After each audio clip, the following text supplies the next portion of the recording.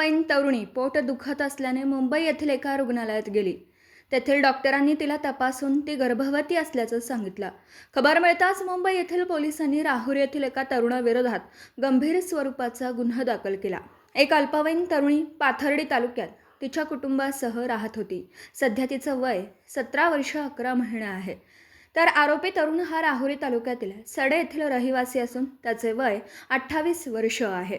पीडित तरुणी आणि आरोपी तरुणी यांचे नातेसंबंध असल्याने तरुणी आरोपी तरुणाच्या घरी येत जात असत. दरम्यान दोघांचे प्रेमसंबंध जुळून आले. घरचे लग्न लावून देणार नाहीत म्हणून दोघांनी राहुरी तालुक्यातील महादेववाडी सडे येथील महादेव मंदिरामध्ये 16 नोव्हेंबर 2025 रोजी प्रेमविवाह केला होता. जानेवारी 2026 मध्ये तरुणीच्या पोटामध्ये दुखत असल्याने तिच्या पतीने तिला राहुरी येथील एका खाजगी रुग्णालयात नेलं असता 1.5 महिन्याची गरोदर असल्याचं डॉक्टरांनी सांगितलं होतं. सदर तरुणीला तिची प्रसूती तिच्या सध्याच्या माहेरी मुंबईमध्ये करावायची असल्यामुळे ती नाव नोंदणी करण्यासाठी 26 जून 2026 रोजी नवरोजी वाडिया मॅटर्निटी हॉस्पिटल परळ मुंबई या ठिकाणी गेली. तेथील डॉक्टरांनी ती 7 महिन्याची गर्भवती असल्याची माहिती तेथील पोलीस ठाण्यात दिली.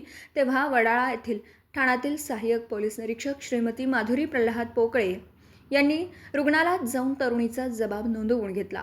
सदर तरुणीचे वय 18 वर्षापेक्षा कमी असून देखील तिच्या पतीने तिच्याशी विवाह केला. तसेच तिच्या पतीने तरुणी अल्पवयीन असल्याची जाणीव असताना देखील तिच्याशी शरीर संबंध ठेवून तिला गर्भवती होण्यास कारणीभूत ठरवल्याचं निष्पन्न झालं.